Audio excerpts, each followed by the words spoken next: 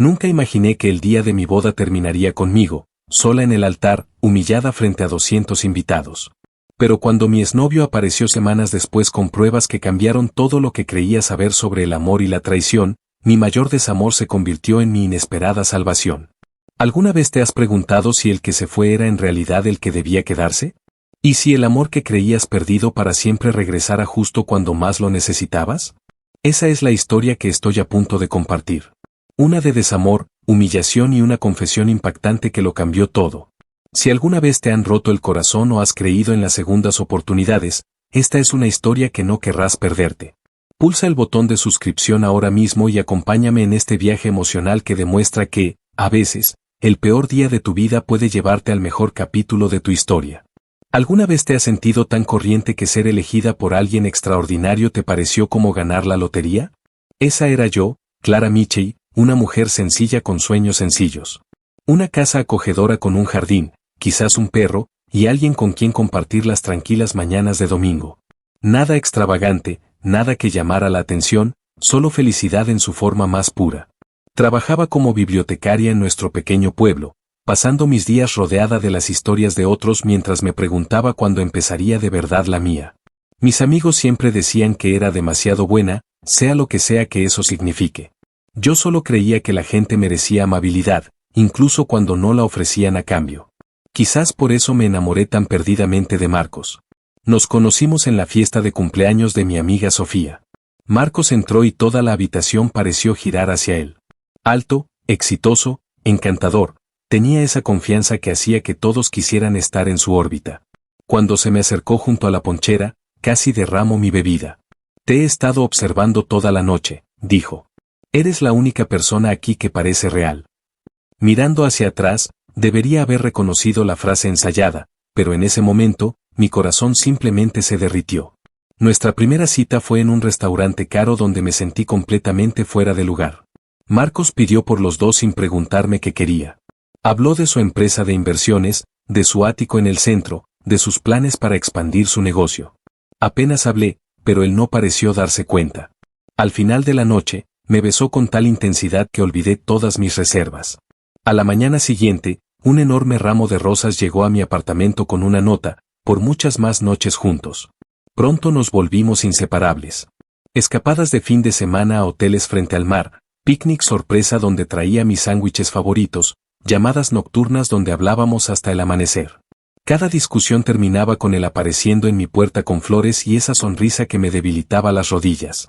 Cuando estuvimos de vacaciones en los picos de Europa, me abrazó con fuerza mientras veíamos el atardecer desde el porche de nuestra cabaña.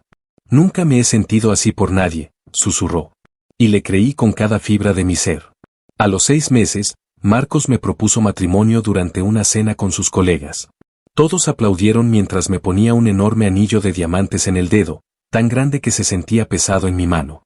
Me has hecho el hombre más feliz del mundo, anunció a la multitud.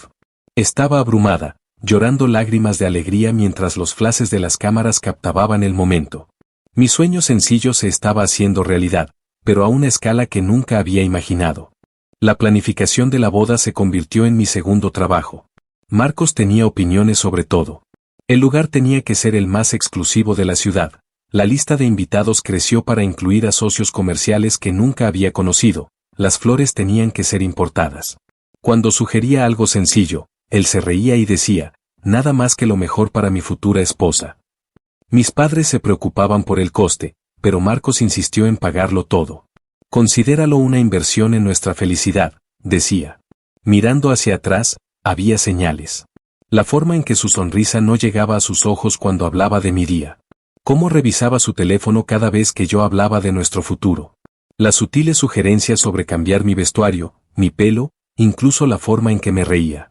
Solo intento ayudarte a encajar en nuestro nuevo círculo, explicaba cuando le cuestionaba.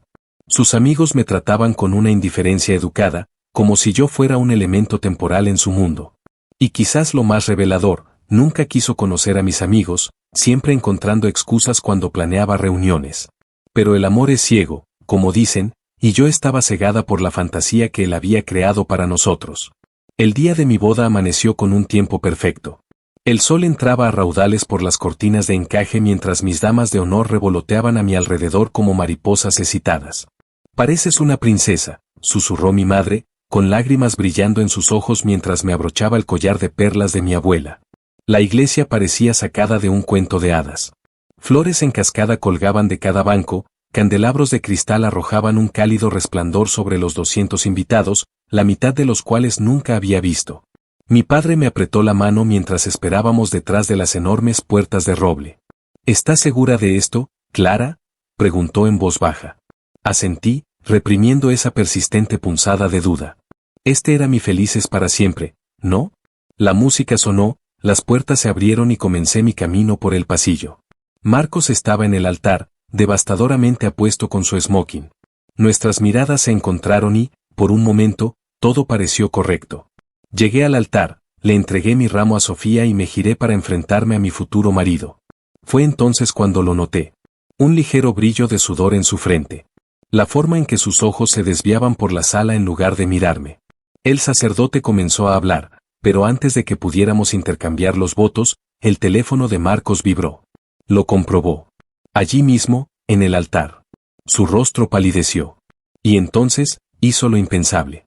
«No puedo hacer esto», dijo, lo suficientemente alto como para que las primeras filas lo oyeran. Me miró con algo entre lástima y asco. «Lo siento, Clara, pero esto, nosotros, nunca iba a funcionar. Ambos sabemos que no perteneces a mi mundo». Un jadeo colectivo recorrió la iglesia. Mi cerebro no podía procesar lo que estaba sucediendo. Mientras Marcos se daba la vuelta y caminaba, no corría, sino que caminaba tranquilamente por el pasillo y salía por la puerta. El silencio que siguió fue ensordecedor. Hasta que alguien en la parte de atrás susurró lo suficientemente alto para que todos lo oyeran: «Bueno, por fin ha entrado en razón». Risas. Risas de verdad brotaron de varios invitados. Me quedé helada, mi caro vestido de repente se sentía como un disfraz de una obra en la que había malinterpretado mi papel. Mi madre se apresuró a rodearme con sus brazos mientras mis piernas cedían. A través de los ojos empañados por las lágrimas, vi a los amigos de Marcos consultando sus relojes, recogiendo sus cosas, sin siquiera intentar ocultar sus sonrisas de suficiencia. Las siguientes semanas pasaron en una neblina de humillación. Capturas de pantalla de mi momento de novia abandonada circularon por las redes sociales. La única comunicación de Marcos fue un correo electrónico fríamente formal pidiendo que le devolviera el anillo. Circulaban rumores de que había estado viendo a su ex todo el tiempo, que nuestra relación había sido una especie de apuesta, que se había dado cuenta de que yo iba detrás de su dinero. Nada era verdad, pero la verdad ya no importaba. Dejé mi trabajo en la biblioteca, incapaz de enfrentarme a las miradas compasivas y la curiosidad apenas disimulada. Me quedé en mi apartamento, con las persianas bajadas, ignorando las llamadas incluso de mis amigos más cercanos. Mi mundo se había reducido al tamaño de mi dormitorio, donde repasaba cada momento con Marcos, buscando señales que me había perdido. 3 meses después de lo que mi madre llamaba amablemente el incidente, finalmente me aventuré a salir a una cafetería en un pueblo diferente, esperando evitar caras conocidas. Me senté en el rincón más alejado, escondida detrás de unas gafas de sol de gran tamaño a pesar del día lluvioso. La campanilla de la puerta sonó y, sin levantar la vista, lo supe.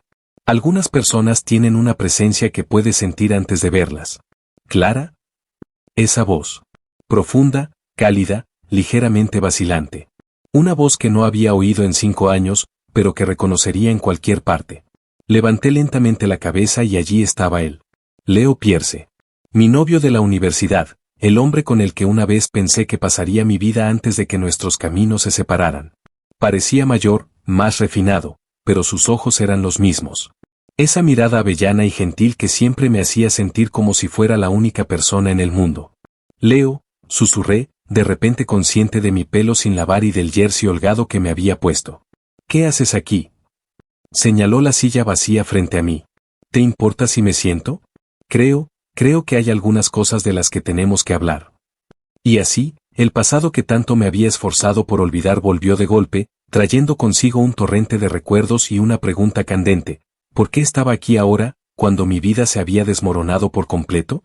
Sentada frente a Leo, fui transportada de vuelta a nuestros días de universidad. Nos habíamos conocido en una clase de literatura, ambos tratando de coger el mismo ejemplar manoseado de orgullo y prejuicio.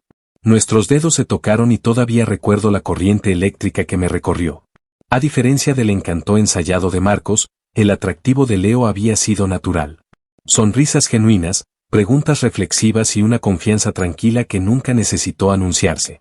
«Te ves bien, Clara», dijo, aunque ambos sabíamos que era una mentira piadosa. Tenía un aspecto terrible, y sus ojos, siempre tan expresivos, reflejaban preocupación en lugar de atracción. «Por favor, no lo hagas», susurré. «No puedo soportar la lástima ahora mismo». Él negó con la cabeza. «No es lástima. Es solo que te he echado de menos». Mientras la lluvia se intensificaba fuera, caímos en una conversación como si el tiempo no hubiera pasado. Leo me habló de su trabajo como ingeniero ambiental, de sus viajes, de su pequeño apartamento lleno de plantas y libros. Me encontré riendo por primera vez en meses. Se sentía extraño, como si mi cara hubiera olvidado cómo formar la expresión.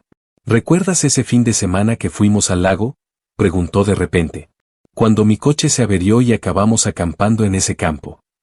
¿Cómo podría olvidarlo? Habíamos hecho una tienda de campaña con mantas, contando estrellas hasta el amanecer, sus brazos rodeándome como protección del aire fresco de la noche. Habíamos compartido secretos, sueños, miedos. «Recogiste flores silvestres a la mañana siguiente», dije en voz baja, «y las entrelazaste en mi pelo». La sonrisa de Leo flaqueó. «Ese fue el fin de semana en que supe que te amaba». La pregunta no dicha flotaba entre nosotros. Entonces, ¿por qué terminó? Nuestra ruptura había sido repentina, desconcertante. Después de 2 años juntos, Leo se había distanciado, cancelaba planes y finalmente me dijo que no funcionaba. Sin una explicación real. «Deberíamos ir a otro sitio», sugirió Leo. «¿Caminarías conmigo?» Terminamos en un pequeño parque, acurrucados bajo su paraguas. «Mi padre estaba enfermo», dijo. «Cáncer terminal. Me enteré la semana antes de que rompiéramos». Esto era nuevo para mí. Leo rara vez hablaba de su padre, se habían distanciado desde el divorcio de sus padres. Se puso en contacto, quería reconciliarse antes del final. Me pidió que volviera a casa, que ayudara a cuidarlo. Sabía que serían meses, quizás 1 año. La voz de Leo se quebró. «Tú estabas a punto de empezar tu máster, tenías esa beca. No podía pedirte que pusieras tu vida en pausa». «Deberías habérmelo dicho», dije, la ira surgiendo inesperadamente. «Dejarme tomar esa decisión». «Ahora lo sé». Sus dedos rozaron los míos tímidamente. «Pensé que estaba siendo noble, liberándote. Mi padre murió 8 meses después». Mientras caminábamos, más piezas encajaron. Leo había vuelto para terminar su carrera, solo para descubrir que me había mudado por un trabajo. Había intentado encontrarme, pero respetó mi privacidad cuando no pudo. Cerca de una fuente, Leo se detuvo. «Vi el artículo», admitió finalmente, «sobre la boda. Por eso estoy en la ciudad. Necesitaba saber si estabas bien». Debería haberme enfadado por haber visto mi humillación, pero en lugar de eso, sentí una abrumadora gratitud. 5 años separados, y aún así se preocupó lo suficiente como para venir a buscarme. «No estoy bien», admití. «Pero estando aquí contigo, creo que quizás podría estarlo». Los ojos de Leo se encontraron con los míos, y la conexión entre nosotros era más fuerte que nunca. Pero había algo más allí, una vacilación, una sombra. Estaba ocultando algo más que nuestra historia compartida, y yo no tenía ni idea de que esto era solo el comienzo de una revelación que lo cambiaría todo. Leo y yo pasamos las siguientes semanas reconstruyendo cautelosamente nuestra conexión. Las citas para tomar café se convirtieron en largos paseos, luego en cenas en restaurantes tranquilos. Con cada encuentro, sentía que las capas de dolor se desprendían lentamente, reemplazadas por algo cálido y familiar. Pero algo no encajaba. A veces pillaba a Leo mirando su teléfono con una expresión preocupada. Otras veces, empezaba a decir algo, luego negaba con la cabeza y cambiaba de tema. Sentía que luchaba con un secreto, pero después de lo que había pasado con Marcos, tenía miedo de presionar. Una noche, Leo me invitó a su apartamento temporal. Había cocinado la cena, nada lujoso, solo pasta con la salsa casera que me encantaba en la universidad. «Hay algo que necesito decirte», dijo después de que terminamos de comer. Sus manos temblaban ligeramente mientras cogía una carpeta del mostrador. Mi corazón se hundió. «Antes de que te muestre esto», dijo Leo, «necesito que sepas que volví a la ciudad antes de saber nada de esto. Encontrar de nuevo siempre fue mi intención. Lo que estoy a punto de mostrarte complicó las cosas, pero no las creo. Abrió la carpeta y deslizó varios papeles sobre la mesa. Eran impresiones de correos electrónicos.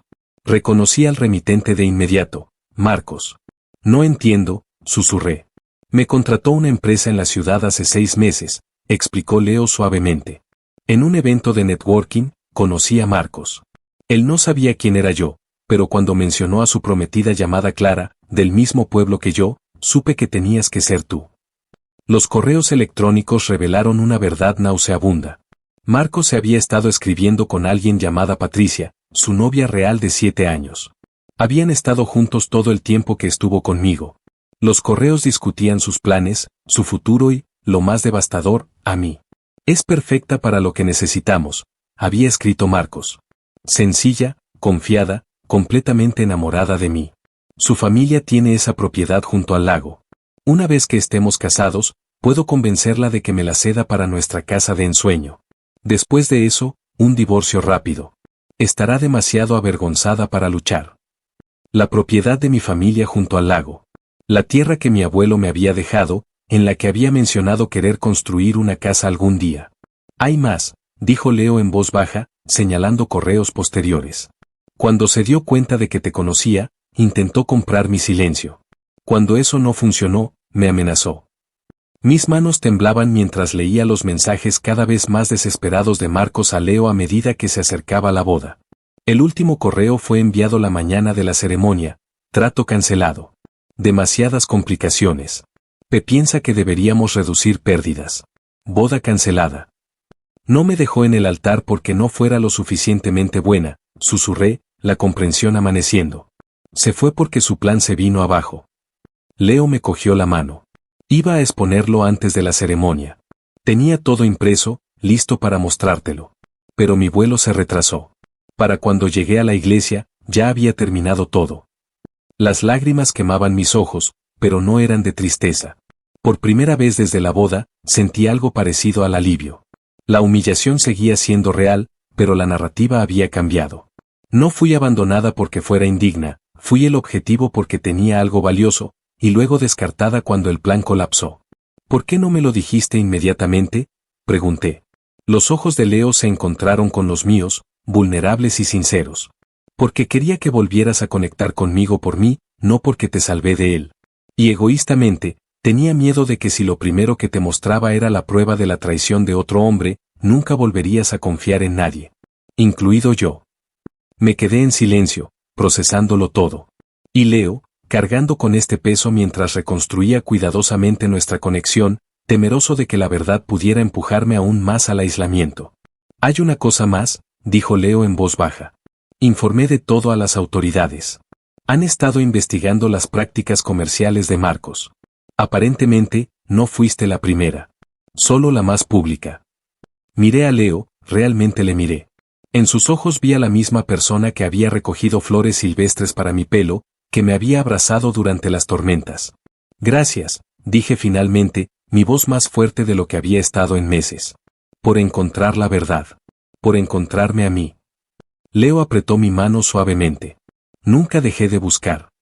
Después de esa noche, algo cambió dentro de mí. La ira reemplazó a la vergüenza, la determinación expulsó a la derrota. Llamé a mi amiga Sofía y le conté todo. En cuestión de días, los susurros en el pueblo cambiaron. Ya no era la patética mujer abandonada, era la que tuvo la suerte de escapar. Volví a la biblioteca, con la cabeza alta. La señora Henderson, mi supervisora, me abrazó con fuerza. Sabía que ese hombre no era bueno, susurró. Demasiado pulido, como una moneda falsa. La justicia tiene su propia poesía a veces. A través de todo, Leo se mantuvo firme, apoyándome, pero sin presionar nunca. Tomamos las cosas con calma, redescubriéndonos. 6 meses después de la revelación de Leo, visitamos la propiedad de mi familia junto al lago. ¿Construir algo aquí algún día?, pregunté. Me encantaría ayudar con eso, si me dejas, respondió él. Cuando Leo se mudó conmigo la primavera siguiente, se sintió como la progresión más natural del mundo. Estábamos colocando sus libros en nuestras estanterías compartidas cuando llegó un sobre. Una notificación oficial de que Marcos se había declarado culpable de múltiples cargos de fraude. ¿Cómo te sientes?, preguntó Leo con cautela. Consideré la pregunta. Vindicada. Pero sobre todo, agradecida. ¿Agradecida? Si él no hubiera sido quien era, si la boda se hubiera celebrado, hice un gesto alrededor de nuestro acogedor salón, quizás nunca habría encontrado mi camino de vuelta aquí. A esto. A ti. El fin de semana pasado, celebramos una pequeña reunión en nuestro jardín. Al caer la noche, Leo me mostró mi ejemplar de Orgullo y Prejuicio de aquella primera clase. Lo había guardado todos estos años. Debajo de un pasaje subrayado, había escrito unas palabras sencillas. Clara, las segundas oportunidades son raras. Para siempre, suena bien esta vez. Con todo mi amor, Leo. No se necesitaron grandes gestos. Ni público. Solo la certeza tranquila de haber encontrado mi camino a casa después de un largo desvío. No soy la misma mujer que fue abandonada en ese altar. Soy más fuerte, más sabia.